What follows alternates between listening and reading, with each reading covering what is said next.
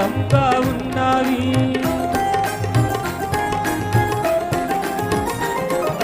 నీ నోటి నుండి తేనె ఉబుకుచున్నది, నీ నోటి మాటలెంతో మధురంగా ఉన్నవి. నీదు ప్రేమ పాదం పరిశుద్ధ పాదం, నీదు ప్రేమ పాదం పరిశుద్ధ పాదం, అది నేను వసించు స్థలము, అది నేను వసించు స్థలము.